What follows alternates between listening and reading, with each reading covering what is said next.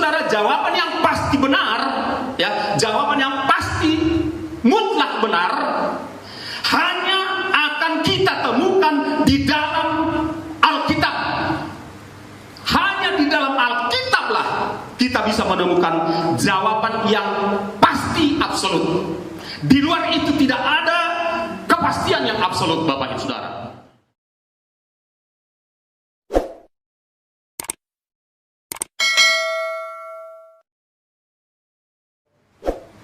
Baik, Shalom. Saya senang berjumpa kembali dengan Bapak Ibu Saudara sekalian, rekan-rekan dan guys semua dimanapun saudara berada. Ya, pada kesempatan ini kita akan merenungkan kembali kebenaran firman Tuhan yang akan menyelamatkan kita, memerdekakan kita, menguatkan serta memberkati kita sekalian. Namun sebelum kita mendengarkan firman Tuhan, mari kita akan memuji Tuhan, ya. Memuji Tuhan dengan satu pujian Lingkupiku. Lingkupiku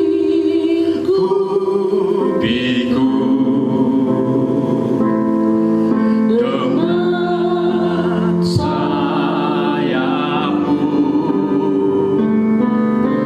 naungiku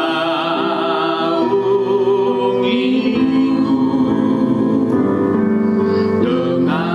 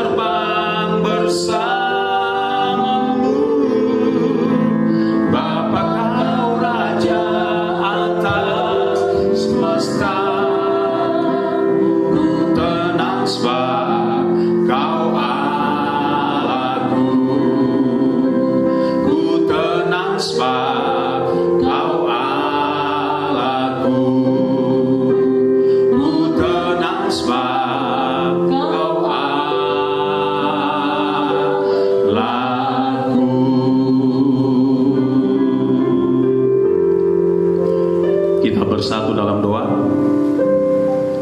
Kami punya alasan untuk tenang di tengah badai seberat apapun Tuhan, karena Engkaulah yang mengendalikan segala sesuatunya.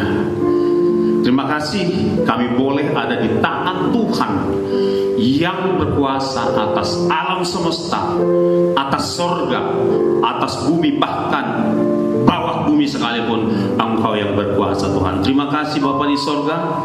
Pada kesempatan ini Tuhan, kami mengundang Roh Allah mengambil alih penyampaian firman Tuhan, mengambil alih mimbar ini, mengambil alih hamba-Mu, serta mengambil alih segenap hati dan pikiran pendengar pada saat ini Tuhan. Terima kasih Bapa, berfirmanlah dengan berlimpah-limpah, karena kami sudah siap mendengar, melakukan dan meneruskannya kepada sebanyak mungkin orang di hari-hari ini.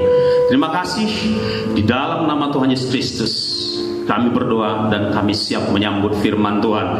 Kita yang siap mendengar dan melakukan firman Tuhan, sama-sama kita katakan amin.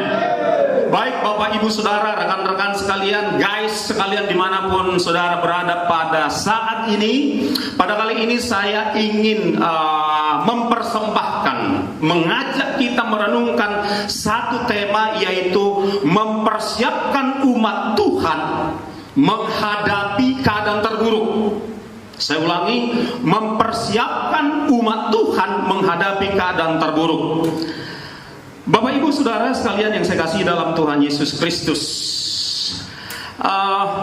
di tengah pandemi COVID-19 ini, semua manusia, semua kita berharap pasca pandemi ini keadaan akan lebih baik. Ya, semua kita berharap demikian, Bapak Ibu Saudara. Ada sejumlah alasan, diantaranya kita berharap dengan vaksin yang akan diterapkan, diberlakukan kepada bangsa ini dan bangsa-bangsa lain, COVID-19 ini akan berhenti, paling tidak bisa ditekan seminim mungkin, dan keadaan-keadaan yang lain yang selama ini diganggu oleh COVID-19 ini kita harapkan akan lebih baik. Keadaan ekonomi akan lebih baik, keadaan kesehatan lebih baik, dan keadaan yang lain-lain akan lebih baik. Itulah harapan kita, Bapak Ibu Saudara yang dikasihi oleh Tuhan. Nah, tapi siapa yang dapat menjamin keadaan dunia akan lebih baik di hari-hari yang akan datang? Siapa yang bisa menjamin, Bapak Ibu Saudara? Nah, jika demikian, di manakah kita dapat menemukan jawaban yang pasti dan absolut tentang apa yang akan terjadi? Di mana kita bisa menemukan? Ya, karena PBB juga tidak bisa menjamin, organisasi terbesar di dunia. Bapak Ibu Saudara, jawaban yang pasti benar, ya, jawaban yang pasti mutlak benar hanya akan kita temukan di dalam Alkitab. Hanya di dalam Alkitab lah kita bisa menemukan jawaban yang pasti absolut. Di luar itu tidak ada kepastian yang absolut, Bapak Ibu Saudara. Apa rupanya yang dikatakan Alkitab tentang keadaan dunia yang akan datang atau dunia hari-hari ini? Alkitab mengatakan bahwa keadaan dunia, ya, keadaan dunia secara global di hari-hari, tahun-tahun yang akan datang ini tidak akan lebih baik. Bukan saya yang mengatakan, ya, bukan saya yang mengatakan, tapi Alkitab yang mengatakan. Sebab sesungguhnya apapun yang dikatakan Alkitab, mulai dari Kejadian sampai Wahyu, semuanya mutlak benar. Bahkan titik komanya pun, Bapak Ibu Saudara, tidak akan lenyap sebelum segala sesuatu digenapi. Langit bumi akan berlalu, tetapi Alkitab firman Tuhan tidak akan berubah, tidak akan berlalu. Dia akan benar selamanya. Ada amin, Bapak Ibu Saudara? Nah, keadaan akan lebih baik memang nanti setelah kita masuk kerajaan 1000 tahun damai. Itu keadaannya akan lebih baik sampai di penghujungnya. Tetapi seketika di ujungnya juga akan terjadi peperangan. Nah, keadaan yang sungguh-sungguh lebih baik itu sempurna hanya akan kita temukan di dalam bumi yang baru, langit baru, Yerusalem baru, Bapak Ibu Saudara. Hanya di situ. Nah, Bapak Ibu Saudara yang dikasihi oleh Tuhan Yesus Kristus, apa alasannya sehingga kita mengatakan bahwa bumi ini tidak akan lebih baik seperti yang dikatakan Alkitab, ya? Jadi kita akan melihat fakta Alkitab, lalu yang kedua kita akan melihat fakta-fakta di luar Alkitab. Ya, saya ulangi, kita akan melihat fakta-fakta Alkitab, ayat-ayat Alkitab yang mengatakan bahwa dunia ini hingga batas sebelum kerajaan 1000 tahun tersebut datang, keadaan dunia tidak akan lebih baik.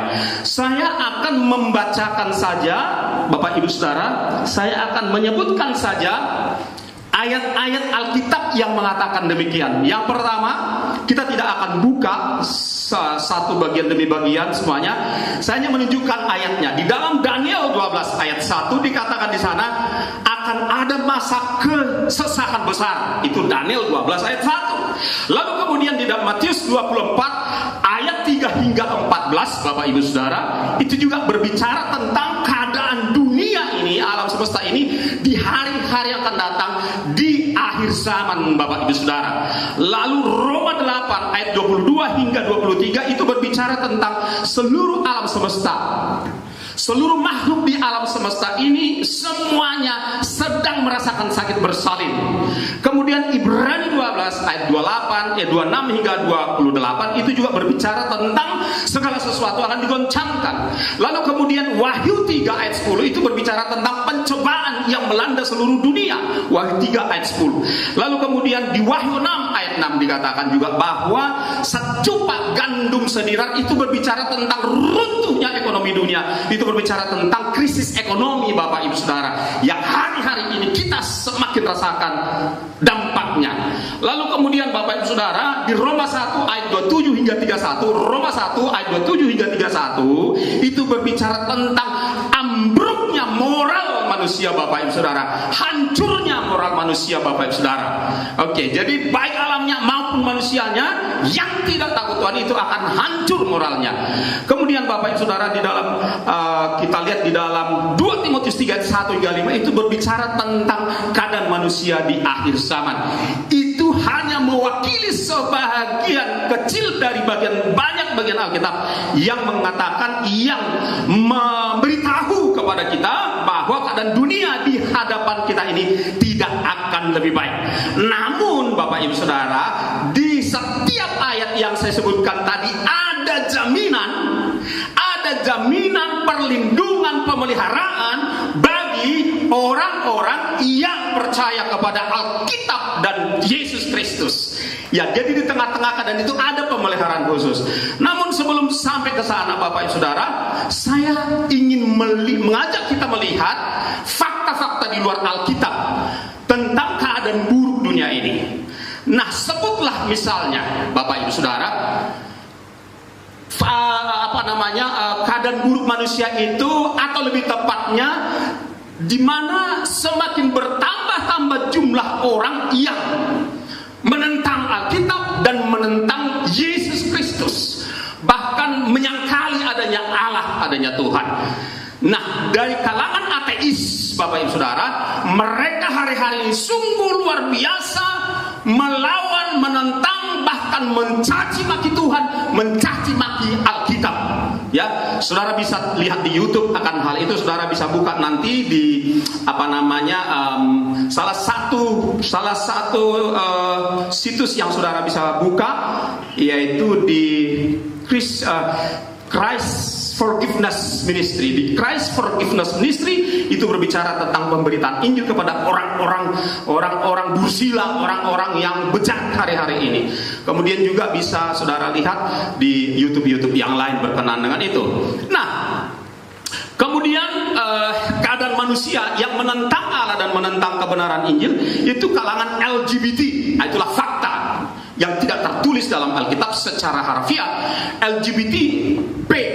Jadi selain LGBT Bapak Ibu Saudara, ya kan, selain lesbian, ya kan, selain gay, bisex, trans, seks, dan juga P itu pedofilia.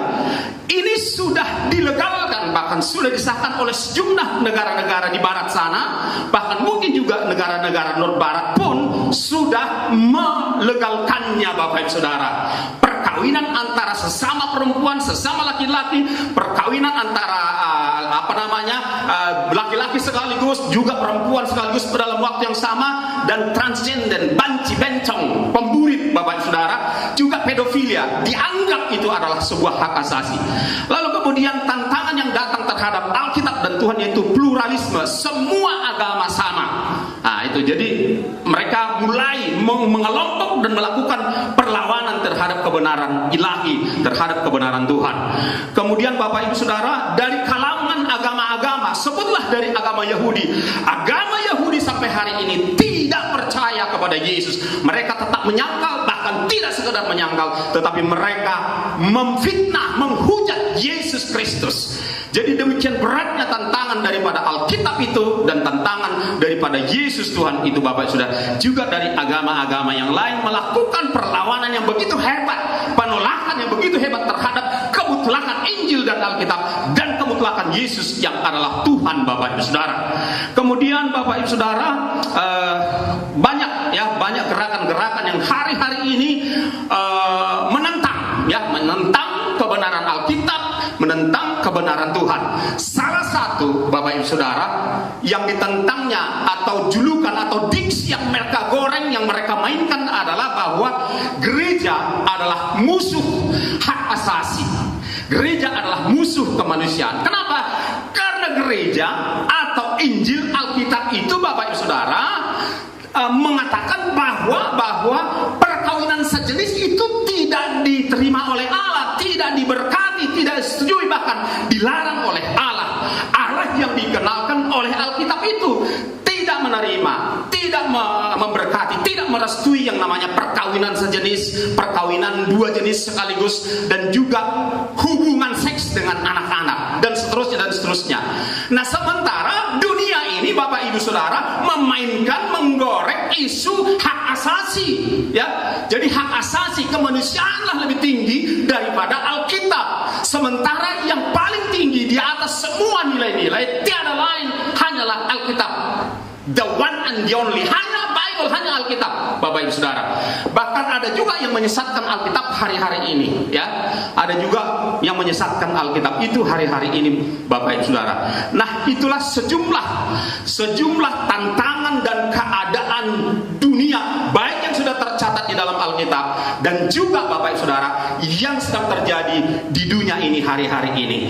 Dan keadaan itu tidak akan semakin baik karena mereka mengeraskan hati, Bapak Ibu Saudara. Negara-negara yang tadinya berdiri berdasarkan Injil pun sekarang sudah melegalkan LGBT, ateis, pluralisme, dan lain sebagainya. Sudah melegalkan, sudah menyetujui. Jadi dunia ini sedang menyatu, berkelompok kompak untuk menentang Allah dan menentang Alkitab, Bapak Saudara. Membuat memang keadaan alam dan keadaan manusia tidak akan lebih baik. Nah, saudara yang dikasihi oleh Tuhan Yesus Kristus, pada kesempatan ini saya sebagai penutup, saya akan sampaikan, Bapak Ibu Saudara, alasan kita untuk tenang, ya. Alasan kita untuk tenang. Jadi kalau kita keadaan dunia seperti apa dan juga ada alasan kita untuk tenang dan tak perlu takut, itulah cara kita mempersiapkan sebanyak mungkin orang untuk menghadapi keadaan terburuk. Nah, sejumlah alasan-alasan yang ada dalam Alkitab itu, sebutlah misalnya di dalam Ibrani 12 ayat 28, dikatakan di sana bahwa kita menerima kerajaan yang tidak tergoncangkan. Setiap orang yang menerima Yesus menjadi Tuhan dan Juru Selamatnya, serta mengikut Dia dengan setia, dia masuk bilangan kerajaan yang tidak tergoncangkan di tengah-tengah goncangan yang ada. Lalu Bapak Ibu Saudara, di dalam Wahyu, ya, di dalam Wahyu 3:10 dikatakan bahwa di tengah pencobaan yang melanda seluruh dunia akan ada perlindungan Tuhan bagi mereka yang bertekun melakukan firman Tuhan dan menantikan kedatangan Tuhan. Dan yang terakhir sebagai penutup, Bapak Saudara, Wahyu 6 ayat 6 berkata, meski secupak gandum sedinar, tetapi Tuhan mengatakan, tetapi jangan rusakkan minyak dan anggur. Artinya ada perlindungan khusus buat orang-orang yang diurapi, ada perlindungan khusus buat mereka yang tergolong menjadi kebun anggurnya Tuhan. Nah, oleh sebab itu Bapak Saudara, bila saudara ingin masuk bilangan orang yang dipelihara secara khusus, tiada jalan lain kecuali percayalah kepada Alkitab dan percayalah kepada Tuhan Yesus Kristus. Terima Yesus saat ini juga menjadi Tuhan dan Juru Selamatmu, dan ikuti Dia sampai akhirnya. Tuhan Yesus memberkati. Kita berdoa. Bapak Ibu Saudara, mari kita pejamkan mata kita dan kita berdoa. Saudaralah yang berdoa, saya hanya akan memandu. Terima Yesus dalam hatimu, dalam hidupmu saat siapapun engkau, jangan ragu. Katakan demikian. Bapa dalam sorga, ayo ikuti. Bapa dalam sorga, dalam nama Tuhan Yesus, katakan. Dalam nama Tuhan Yesus, aku mau masuk bilangan orang yang dilindungi. Aku mau masuk bilangan orang yang dilindungi dan diselamatkan di tengah-tengah pencobaan dunia ini. Aku mau memiliki hidup yang kekal. Aku butuh perlindungan selama di bumi, dan aku butuh hidup kekal setelah meninggalkan bumi. Untuk itu, saat ini aku ambil keputusan. Aku mengundang Tuhan Yesus menjadi Tuhan dan Juru Selamatku pribadi. Mari Tuhan Yesus,